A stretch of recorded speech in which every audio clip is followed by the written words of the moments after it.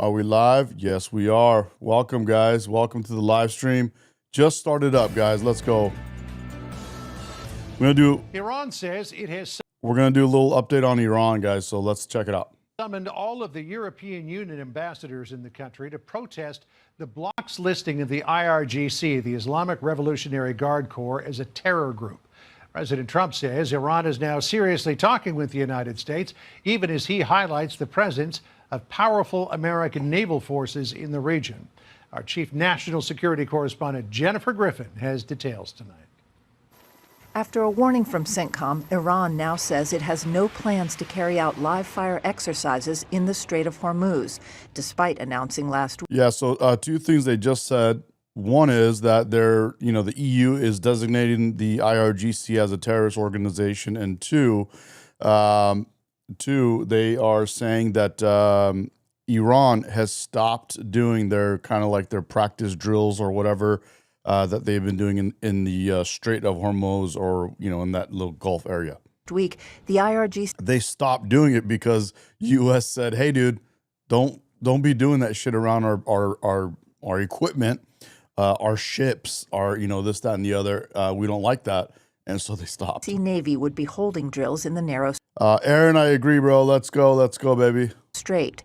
In the Red Sea, the guided missile destroyer USS Delbert D. Black conducted a joint military exercise with Israel Sunday. Americans should know that if they start a war, this time it will be a regional war. President Trump said he plans to give negotiations a chance. Right now we're talking to them, we're talking to Iran, and if we can work something out, that'd be great. And if we can't, probably bad things would happen. Talks are slated for Friday in Istanbul. They will be led by U.S. envoy Steve Witkoff, who is en route to Israel to meet with Prime Minister Netanyahu. The UN nuclear watchdog says Iran still has 972 pounds of highly enriched uranium, enough for 10 bombs. The head of Iran's Supreme National Security Council says Iran will not transfer its highly enriched uranium outside of the country and won't agree to limit the range of its missiles. Trump allies. So there's a couple things you guys just heard. Trump said that they have ongoing negotiations, and if Iran doesn't do what we want them to do, then it's not going to be a good time for Iran. I think, in my opinion, based on what I've seen and what I've been kind of researching, it looks like Trump is kind of messing with them, is playing a game with them. As we get all of our military, elements in place, he's playing them along, stringing them along, knowing that they're not. First of all, Iran is not going to agree to what we want. They just said it themselves. They're not going to remove or ship out the enriched uranium, so they're not gonna get rid of their enriched uranium, which is a problem for U.S. and a couple other things. So, but I don't. And another thing is, we already know that any negotiations with Iran end in pretty much a bunch of nonsense. They end up doing whatever they want to do, contrary to what we agree, and it's we're always back to square one, which is where we're at right now. And Iran hawks are putting pressure on the White House in the wake of the Iranian regime's deadly protest crackdown. President Trump, you said help is on the way. That has to be real. It has to be real soon. You're Reagan plus. This is the defining moment in your presidency. Stand by the people. The Ayatollah falls. The region changes. Bigger than the fall of the Berlin Wall. The Trump administration has long criticized the Obama administration for negotiating a nuclear deal that ignored Iran's ballistic missile stockpile. Israel has also urged the U.S. to focus on Iran's ballistic missiles, John. Well, we'll see if anything comes of that. Jen, thank you for the update. All right, moving on overseas, the U.S. and Iran are reportedly preparing for talks in Turkey this week in hopes of easing tensions between the two nations. This as the Ayatollah warns the U.S. not to attack Iran, posting on X, quote, "The Americans should know if they start a war, this time it will be a regional war." But so more threats from Iran. Okay, you're literally going to threat the U.S. that it's going to become a regional war. What exactly do you have in mind? Russia already said they're not going to help Iran. China already said they're not going to help Iran. So what are they talking about? President Trump isn't backing down, saying this when asked by a reporter. On Iran, the Supreme Leader today said that U.S. attack could spark a regional war. Giving you response to that? Why wouldn't he say that? Of course you're going to say that. But we have the biggest, most powerful ships in the world over there, very close, a couple of days, and hopefully we'll make a deal. If we don't make a deal, then we'll find out whether or not he was right. Joining me now is former Deputy National Security Advisor and Heritage Foundation Vice President Victoria Coates. Victoria, thank you so much for joining us this morning. As the president shows U.S. military strength coupled with a willingness to talk, where do you foresee all of this going? Well, good morning, Carly. Yeah, I think it's going to take more than an ex post to prevent President Trump from taking whatever action he decides is in the interests of the American people. Yeah, exactly. It's going to take more than an X post. It's going to take more than a tweet to change Donald Trump's mind on what's right, what's the next step, what's the correct action to take for the American people. And so we'll see what happens in Turkey this week. Obviously, everyone would prefer to. This guy, random white dude, says, bruh, the country of USA are not the savior of everybody, or has to be for real. That's what's going to be. Every country has to save his country by himself, in his opinion. But in my opinion, but yeah. You can't say all that and then say, but yeah. There's a lot of different opinions on this. The Iranian people have been trying to do it on their own for 47 years. They just tried to do it again, and they just got wiped. 40 to 50,000. Some say upwards of 70,000 people have been eliminated in the process. So they're unarmed, which is why we have the Second Amendment here in America, is to protect ourselves against a tyrannical government. Unfortunately, in Iran, they are unarmed, so they stand no chance against that regime. And so, and the other thing is, again, it's in Americans' best interest to get rid of that regime. That regime is what's creating all the trouble in all of that region and all the way over here to America. So, if I'm not sure if you're aware of this, but they literally are threatening your presidents. They are threatening your American citizens. I mean, if you are American. And so I'm American, and they're threatening my fellow American citizens. They're threatening my president. They're threatening. They have a bounty on our president's head for the last, I think, 4 years or longer now. Not only that, they have been, for the last 47 years, they've been coming out and eliminating people in the United States.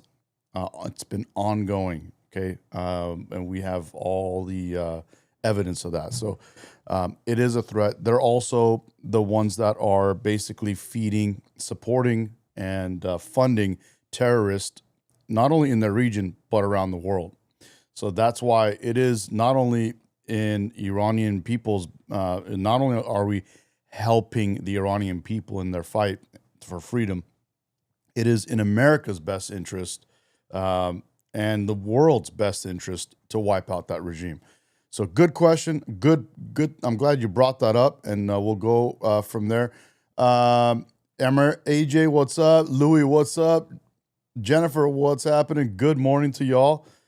Dude came back and said again, so this is in response. Well, I'm out of here. Came here from the stream, not the negativity of some.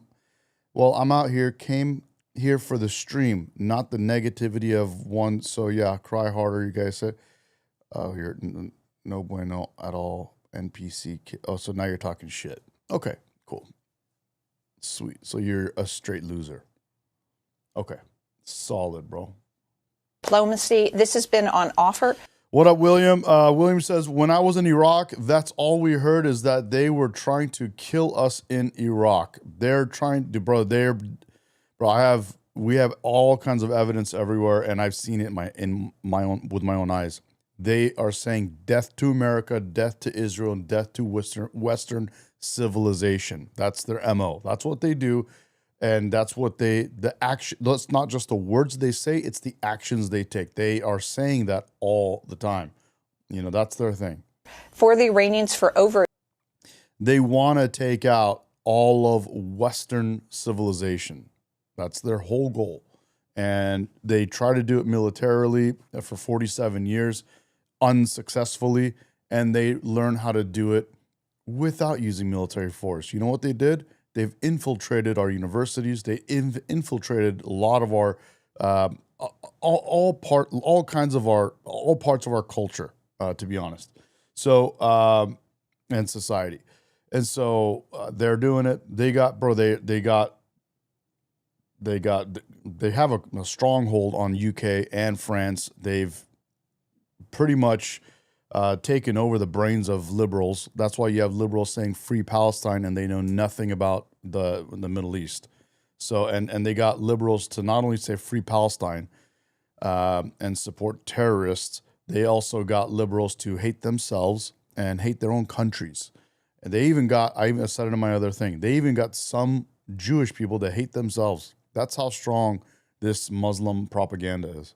For a year now, they didn't have to have the 12-day war in June, which they lost by every conceivable metric, disastrously for them. Yes, too fast to track. What's up, bud? Good to have you. He says, is that what you mean by urban warfare? Yes. And so if they're now in a condition where their economic mismanagement, the disaster that's going on in that country is so severe that they're AJ says that comment you just read made zero sense. It's probably an IRGC plant. Exactly, bro.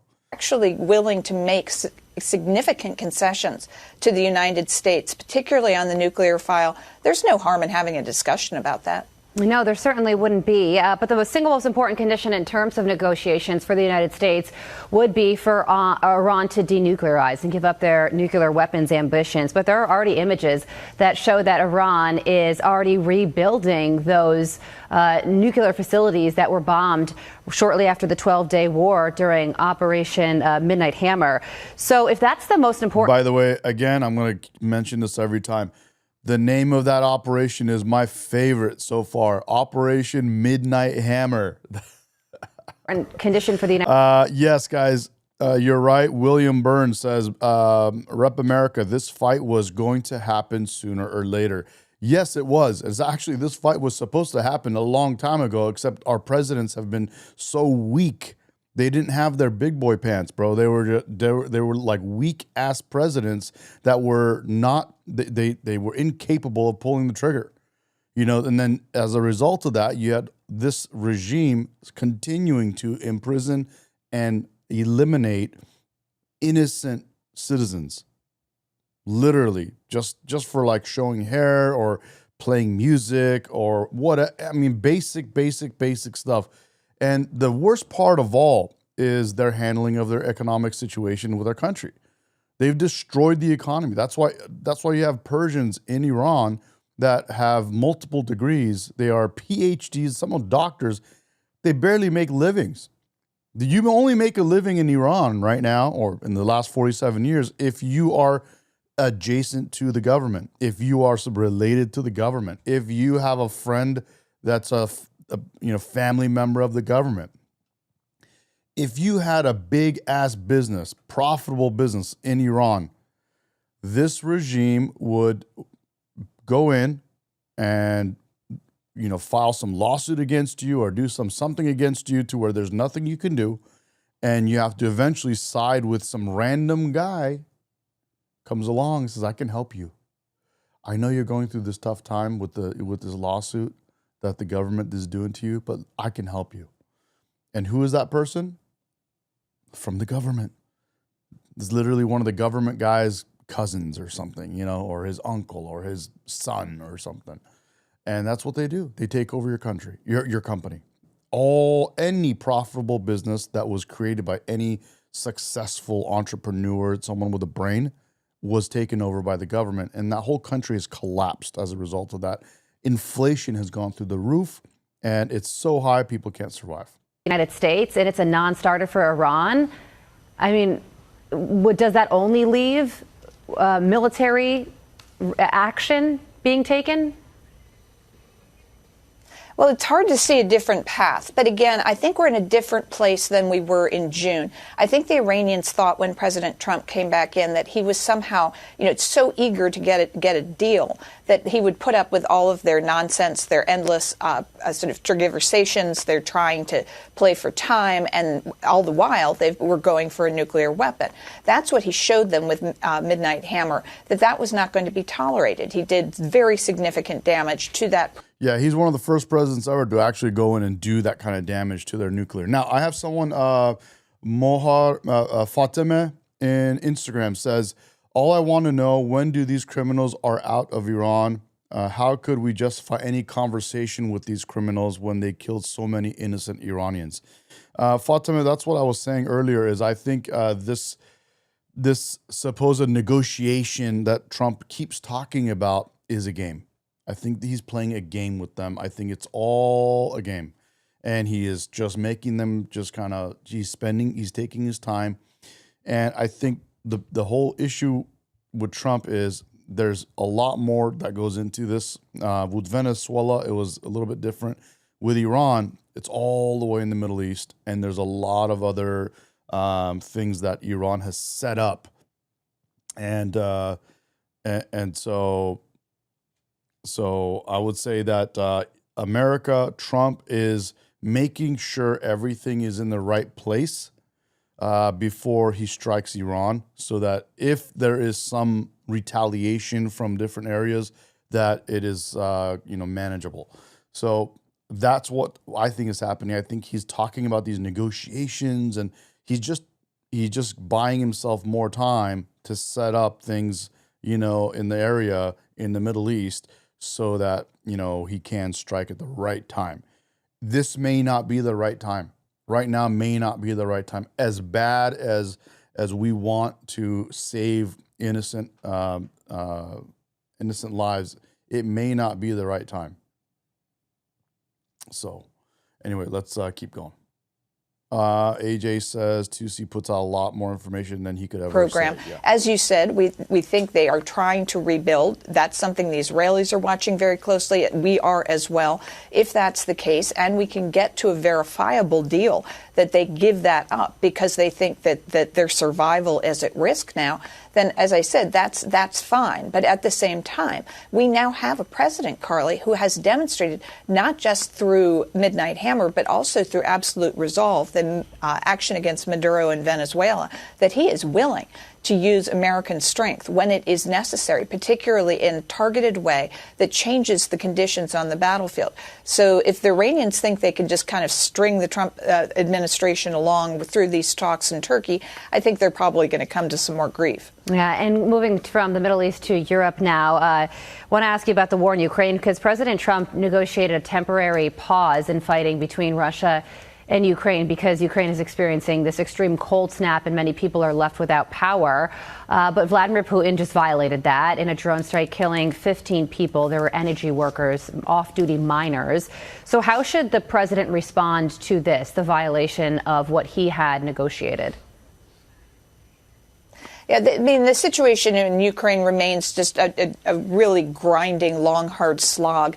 And I think we saw some positive steps in terms of the trilateral talks that took place. Hopefully there'll be another round of those to come up. There was sort of a surprise meeting between Steve Witkoff and some Russian officials in Florida over the weekend. So hopefully everyone is still talking. It's always unfortunate that we're dealing with Vladimir Putin, who has no compunction about taking human life, civilians, as just happened in that terrible strike in eastern Ukraine. So hopefully this is 2 steps forward, 1 step back, and we can continue to make some incremental progress. Yeah, the latest rounds of talks between the U.S., Russia, and Ukraine are taking place later this week in Abu Dhabi. Victoria, thank you so much for joining us. On Iran, the Supreme Leader today said that U.S. attack could spark a regional war. Do you have any response to that? Why wouldn't he say that? Of course you're going to say that, but we have the biggest, most powerful ships in the world over there.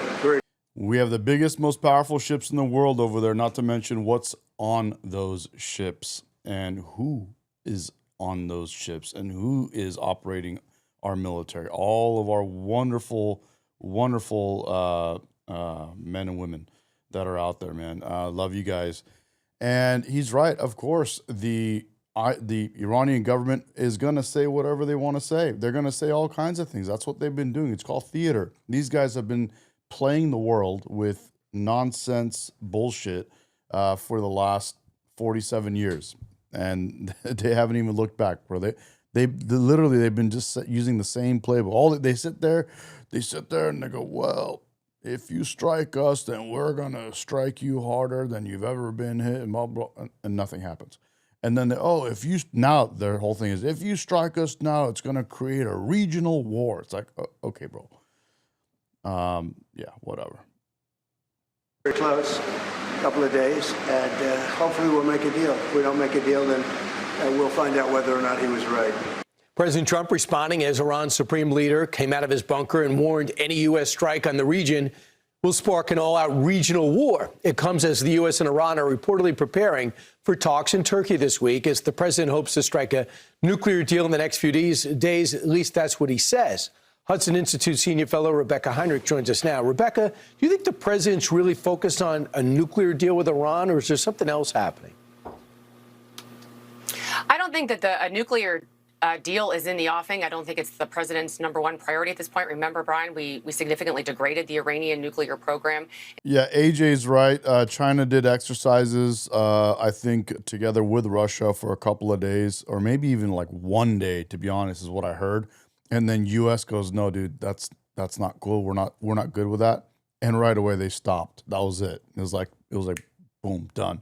And so they cut it, and that's all they're gonna do is basically do some kind of a song and dance in the region, and then they're gonna cut it, and then they're out. They're not gonna back up Iran. China and Russia are not going to step in and help Iran. They've said it publicly already. It's already been stated officially. Russia has said they will not be getting involved in Operation Midnight Hammer. And the only person in Iran who even has any authority over the nuclear program is the Ayatollah Khomeini. And he is not only mocking President Trump, but he's threatening the United States of America directly, saying that the United States needs to be, quote, held accountable. So no, I don't think a nuclear deal is in the offing. I think President Trump is still getting all U.S. forces settled in the region. Of course, there's a massive amount of naval-powered air power already in the region, Brian. And I think that we're going to get some missile defenses ready to go where U.S. troops are deployed and within range of some Iranian ballistic missiles. But I think that there's still going to be a strike. So look at that. Look at that. Look at what we have. Wow. Look at that picture right there. Roosevelt, Bukele, or I don't know how you say that. McFall, Mitcher. Abraham Lincoln is the big one. USS Spronce, the Frank Peterson, and the Michael Murphy. Wow. It is nuts. Look at that. Oh, and don't forget the USS Dilbert D. Black. Soon, it depends on this point what President Trump has in mind for what his targets are. So, Rebecca, I want people at home to see a map of all the proxies that... Exactly, AJ. They've been threatening us for 47 years. There's nothing new here about Iran is financing, knowing their people are running out of water in the nation's capital. Their food prices going through the roof. Their diminished currency. Okay, now listen to this part. For those of you that are watching that are like, oh, why would they do anything? What's the big deal? Iran is such a great government.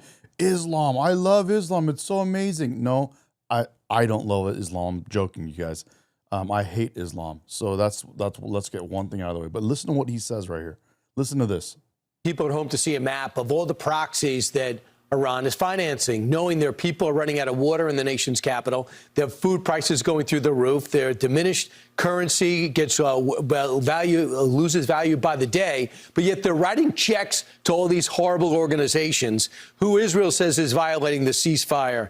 So that's what they're saying right now. If you want to look at this, this is a map of where all of the money that comes out of the country of Iran, it doesn't go to help the people or to fix the roads or to help any kind of life, civilian life in Iran. It goes to these places, to these terrorist groups. If you look at your map and you can't read it, let me show you.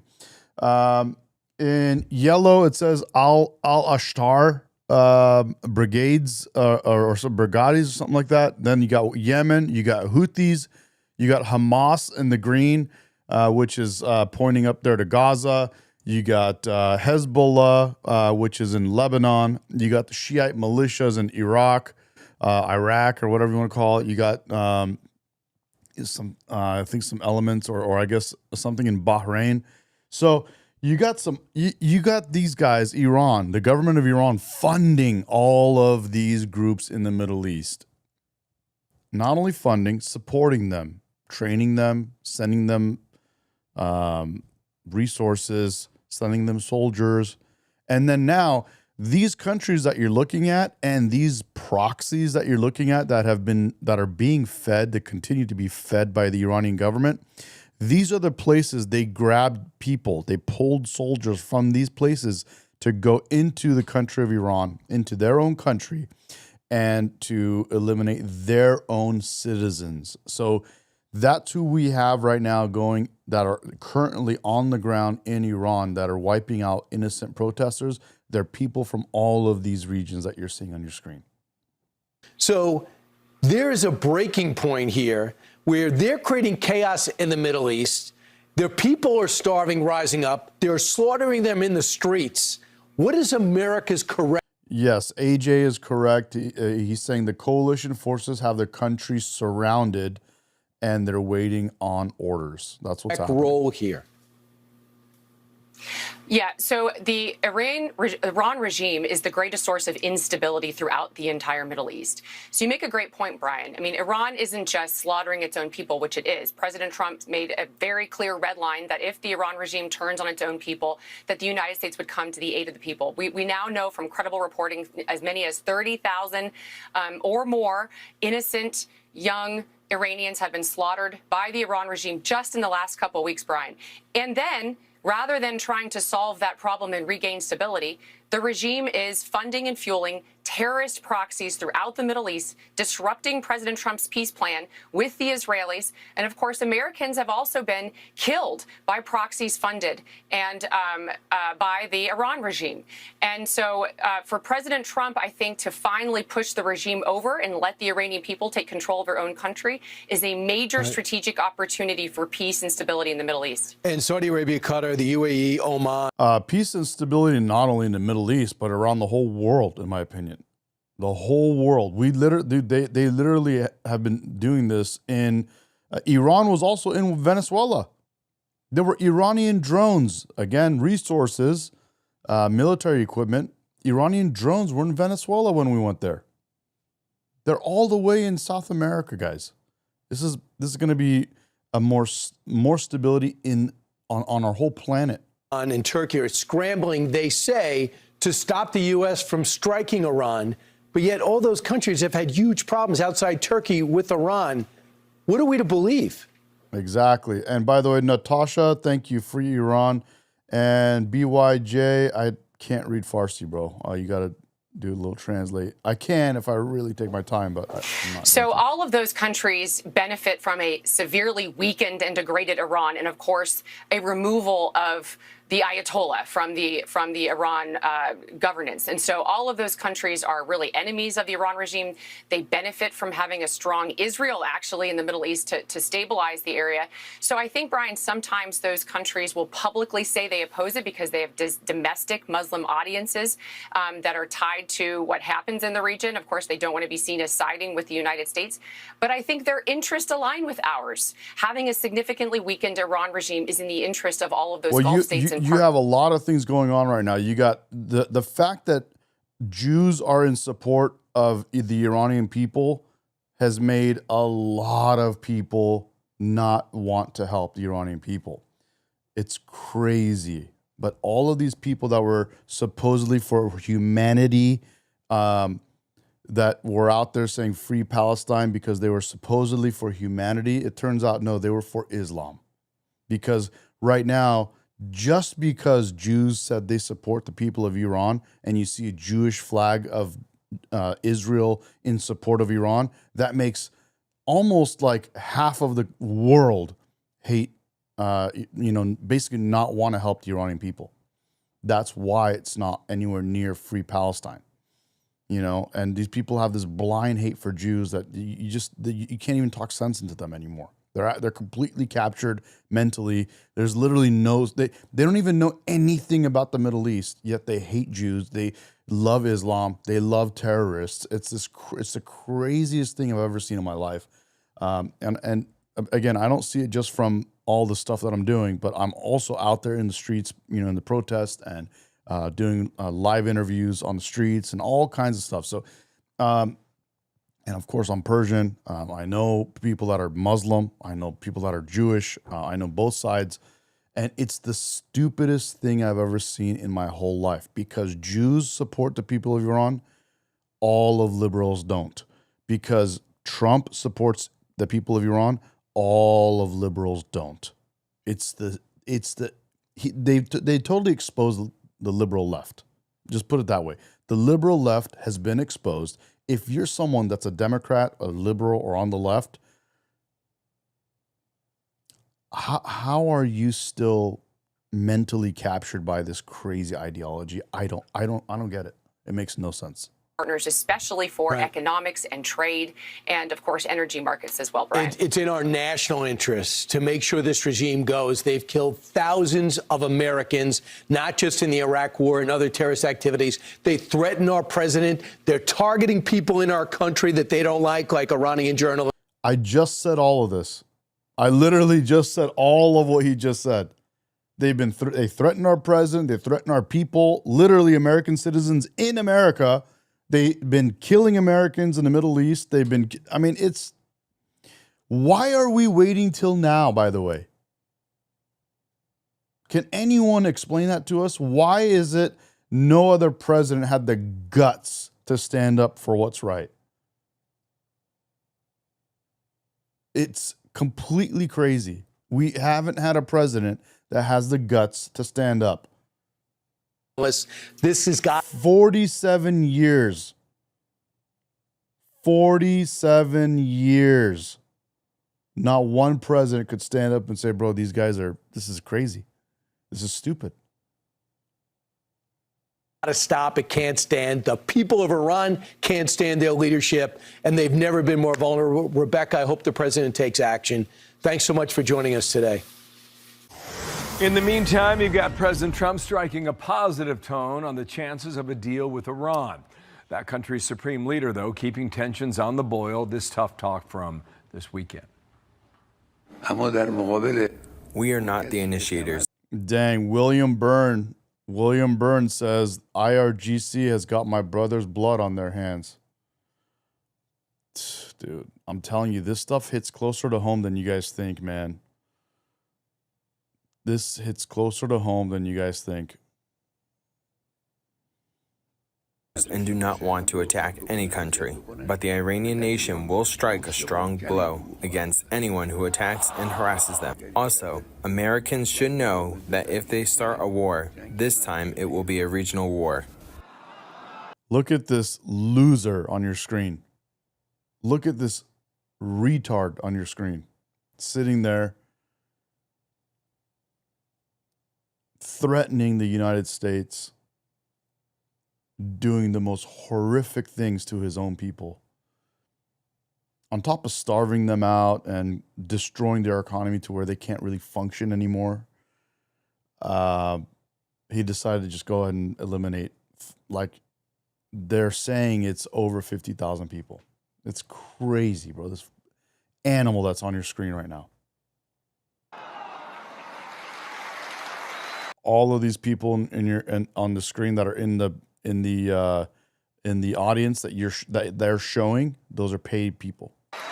So now from the White House, the president shrugging those remarks off. He also pointed out the buildup of U.S. forces in the Middle East. He said this in Florida at Mar-a-Lago. Supreme leader today said that U.S. attack could spark a regional war. Giving you response to that, sir? Why wouldn't he say that? Of course you're going to say that. But AJ brings up a good point. AJ said, here, let me put it on the screen, bro. It's a good point. He says, you can't stand up, because I was saying, how come these presidents weren't able to stand up for what's right for 47 years? They couldn't stop this. AJ says, you can't stand up for what's right when you got all the Dems, the Democrats, liberals, funding the terrorists billions of dollars. You guys are aware that Obama gave them plane loads of money, right?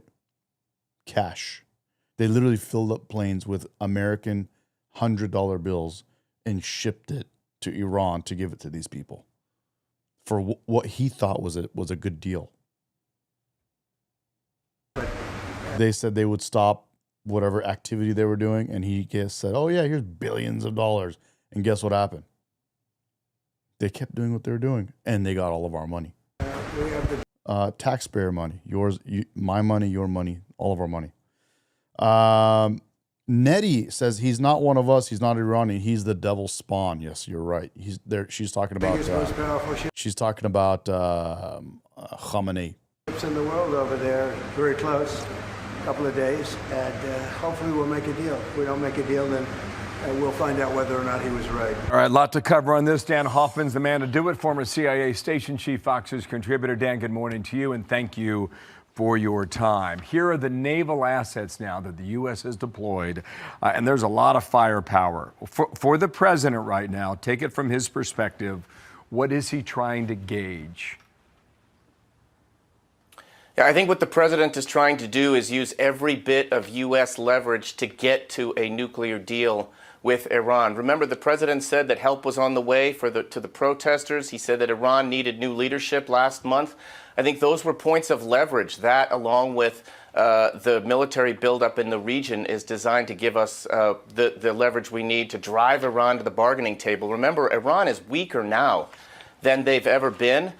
They are suffering a serious water shortage. Their economy is in free fall. Israel destroyed their air defenses back in the June war, the 10-day war last year.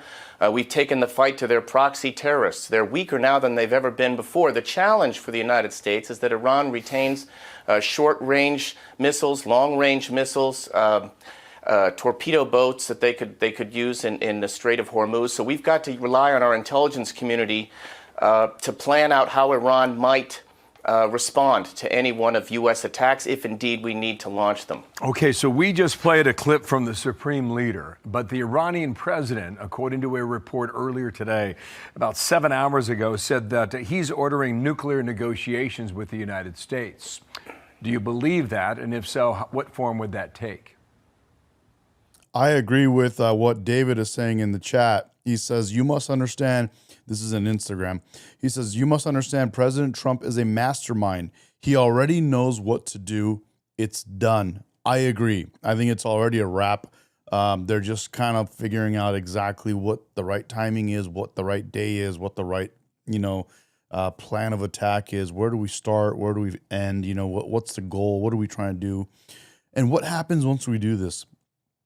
And then Janitor was right again. He says Trump is the only one that kept them poor so that they couldn't rise up. Yes. And he said the Democrats are anti-American. Apparently, from what we're seeing, it's hard to disagree with that. Yeah, I think that's front and center for Director Ratcliffe and the intelligence community to advise the president. With Iran, it's always mistrust and verify. And so, yes, Iran may want to enter into negotiations. The question is whether they do that in good faith. Just a few days ago, they signed a strategic cooperation agreement with Russia and China designed to help them together bust our sanctions and build out their defense cooperation. So we have to be worried about any potential negotiations with Iran where Russia and China could be spoilers. Okay, follow up on that after we hear from Lindsey Graham. He's talking tough. Here we go. Here we go. I have every confidence that President Trump will do what he promised to the people. Help is on the way. Keep protesting. If this regime falls, Hamas, Hezbollah, the Houthis, they all go. There's no deal to be done here. These people are not trusted. Hezbollah, Hamas, Houthis, all of these terrorists will go. That's what I'm saying. This is in not only America's best interest, it's in the whole world's best interest. And Jennifer's right. We saw Obama do. We witnessed Obama give them cash, bro. Like, it's insane. So I don't know what this guy's spamming in the chat in all caps, but President Trump, you said help is on the way. That has to be real. It has to be real soon. Sounds like a red line, something we've been talking about for a couple of weeks. You mentioned the thousands of Iranian ballistic missiles that could cause havoc all over the Middle East. Our partners in the Arab world have told Iran that they've got nothing to do with this if there's military action that takes place. So you've got a lot of different cross currents. If the president and his administration were to agree to nuclear talks, would that not just be a stall tactic on behalf of Iran, as they have done in the past repeatedly? Yeah, it absolutely could be, and I think there'll be a timetable for Iran to demonstrate that they're negotiating good faith. And if they don't, then we have the capacity, the capability, the will to launch strikes on Iran. Make no mistake, there will be collateral damage in the region. Iran, I think, is facing a lower threshold than ever before because of the risk to regime change that we talked about, to launch counterstrikes against the United States and our allies. Remember, Secretary Rubio testified last week the United States has roughly 30 to 40,000 troops stationed in the region whom Iran might seek to target. So we have to be cognizant of that as well. Dan, thank you. Great gets your expertise. We'll watch it by the hour as of now. Going forward, Dan Hoffman, thank you, sir, for coming on today. Let's bring in Fox News senior strategic analyst General Jack Keane. General, there is this prevailing sense that the last couple of times there were uprisings in Iran, even though the scale was smaller than they are now, 2018, 2021, the U.S. really failed to sort of seize the momentum and take advantage of it to U.S. interests. What would you most like to see the administration do now? This dude gets down. Oh, let's listen to what he says. What's up, Jonah? Well, I think we have a clear choice, and actually it's an historic choice and a remarkable opportunity before us.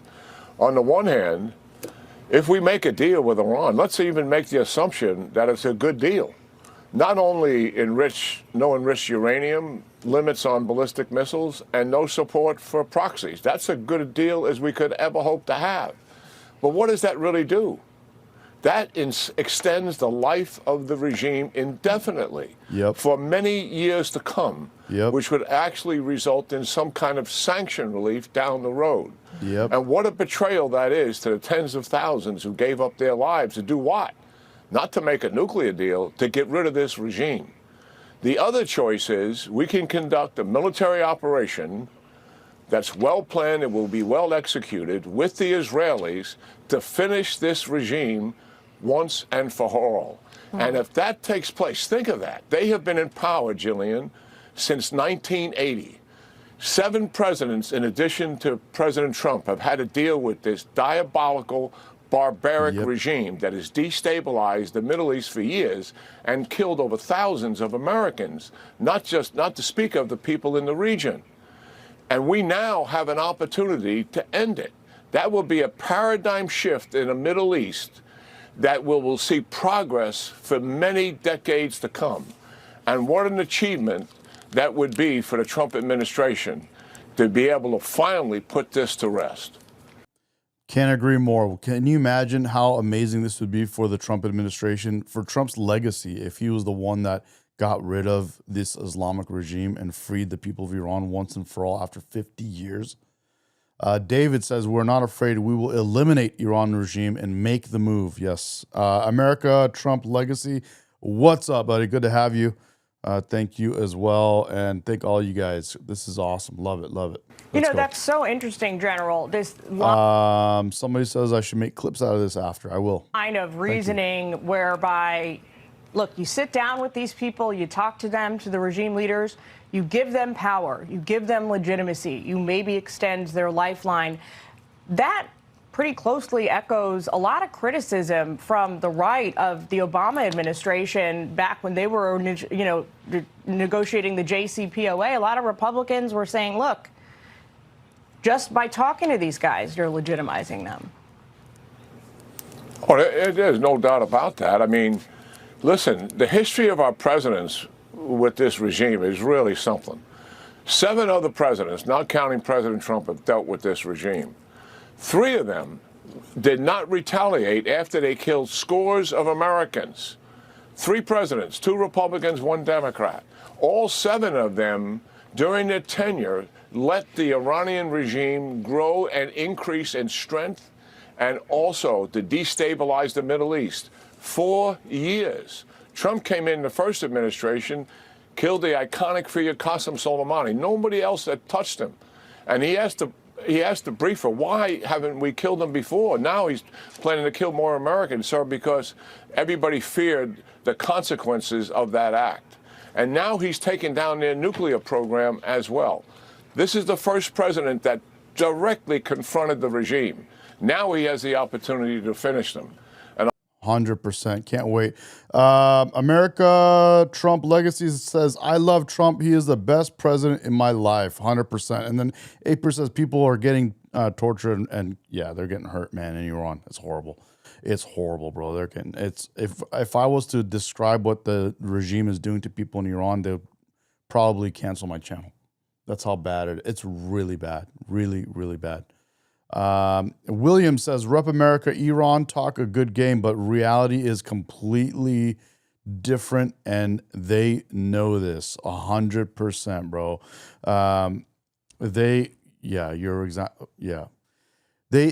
Iran talks a big game, but when it's time for the rubber to meet the road, they got nothing, bro. They got nothing. They got their tail between their legs is what they got. And I think he's going to take that opportunity. Wow, some provocative points there, some very powerful reasoning. General, thank you so much for taking time with us today, sharing your expertise. We appreciate it. Yeah, great talking to you, Jillian and John. Thank you. Welcome back, America. We're here with Douglas Murray. You know Douglas Murray. Dude, Douglas Murray has a lot to say about this, too. Check this out. It wasn't that long ago when you'd have a generation of Americans or Brits. Agree, bro. Jack Keane is a badass, bro. I agree with Chris Smith. For that matter. Or if you had a regime when you'd have a generation of Americans. No, Douglas Murray. It wasn't that long ago when you'd have a generation of Americans, or Brits for that matter. Or if you had a regime in the Middle East that tried to assassinate the president or your prime minister, that alone would be the basis for a deadly military response. And yet we have much more than that. We have a regime that keeps announcing it's going to keep trying to make nuclear weapons and ICBMs to reach the United States and Europe and so forth and so on. I'm just going to ask you bluntly, why do we allow this to persist? The West I'm talking about. Europe, in many ways, is even worse than the rest of the world in dealing with Iran and so on. Why do we react this way? Well, I'd add one more to that, Mark, if I may, which is, I mentioned this in the New York Post this week. Just consider the fact that one of the reasons why so many thousands of American servicemen were killed and wounded by IEDs and other roadside traps in Iraq after 2003 is because the Iranian Revolutionary government sent those weapons and sent their militia in order to help bog down American troops and kill American troops as well as other Western allies. Exactly. That's why I say, and I keep repeating it, it's in America's best interest, first and foremost, to get rid of the Islamic regime. And secondly, it's in the whole world's best interest. Let's just say you don't care about Iranian people. For example, if you don't care about them, it's in America's best interest because of what Douglas just explained to you flat out. And then it's in the whole rest of the world's best interest to get rid of them. If you don't care about the people of Iran, let's just say you're psycho and you don't care about humanity. You don't care that these people are getting slaughtered. You know, at the very, America first is getting rid of the Islamic regime. So, but, you know, and the whole world, it's in the best interest of the whole world. But, you know, we normal, actual, like normal people care about the people of Iran. And that alone is insane what they've done. You guys may know, you may not know. I'm not going to explain it on my channel because it's just too crazy. Allies in Iraq, there was a time not only where we would respond to attempts to assassinate our leaders, but to the successful efforts to kill thousands of our troops. There was a time when we would have responded to that as well. You know, there are a lot of people I've heard in recent weeks since President Trump has rightly been threatening the regime in Iran. There have been a lot of people who say, oh, well, don't you remember 2003 Iraq and so on? And of course we all do. But one of the reasons why Iraq went so bad was precisely because the Ayatollah and the mullahs in Iran sent their death squads into Iraq to attack and kill American troops and to make... Exactly. One of the reasons we had the issues and the disasters that we had in Iraq was because Iran was over there sending troops and all kinds of, equipment, military, everything they had over to get rid of American troops. Iraq another vassal state of the Iranian revolutionary government. They've got away with this and much more for 47 years now. And the question is, as you say, why don't we do something about it? I think it's because the Iranians have got used to the idea that we don't really mean it. I said in the Post this week, just remember back to 2007, a British naval vessel, Royal Naval vessel, was encountered by the Iranians in a contested bit of water, and they kidnapped about 15 British sailors of the Royal Navy, and they held them hostage. And there was this pathetic bargaining by the then British government, and it was so humiliating, and the mullahs came out on top. They're used to doing things like that, and they're used to doing things and not having to deal with the repercussions, not having to be held accountable, just like all of the liberals. The liberals are used to doing things and not having to be held accountable. And you guys are saying shame on Democrats and shame on Obama. They're the ones that are allowing Muslims to take over our countries. They are. He says, look at Trump, look at Minnesota. It's a disaster. Absolutely, they shipped in all these people from African Muslim countries into Minnesota, Somalia specifically, and destroyed that town. Dude, they had it's the single largest, biggest fraud of our taxpayer money in the history of our country, I believe. And you also, what else you have here? It says, Nini Egbal says, imagine living in a peaceful world. The world will be in heaven without Islam, without the Islamic regime. I agree. We got to make them accountable. We got to hold them accountable. We got to hold them to account. This is horrible. Absolutely horrible. Much worse, with zero consequences. And the question to me is, perhaps in Donald Trump, they have finally found a rival, a contestant, you might say, who is willing to actually act when they do things that are so palpably, visibly wicked, as in massacring tens of thousands of peaceful protesters. That's the sort of thing which you would think we might summon up the moral courage to respond to. I think you're right. I think we're about to, God willing. I certainly hope so. Douglas Murray, I want to thank you so much for your wisdom. We got, I'm going to wrap it up here soon, guys. So thank you guys all for joining. And we got Kazampur says, down with Khamenei. Thank you, President Trump. Please free Iran. And I just wanted to end with that because that's the sentiment that all of the Iranians have. And so we definitely want Trump's help, and we want Trump to do what he said. And Trump said that if they lay a finger on innocent protesters, he's going to take them down. And we hope he does once and for all, for not just the Iranian people, but the whole world and America. Yes, that was awesome. And thank you. Good afternoon says, now I follow you. Thank you very much. Thank you guys for joining the chat. AJ, thanks for taking care of the dude with all caps. Thanks for helping out. Appreciate you. Appreciate everybody. Happy Tuesday. It is the beginning of February, and we're off to a good start. Hopefully we can wrap this whole Iran thing up soon and be done with it and live in a beautiful world without the Islamic regime. Down with the Islamic regime. Let's go. See you guys. Bye-bye.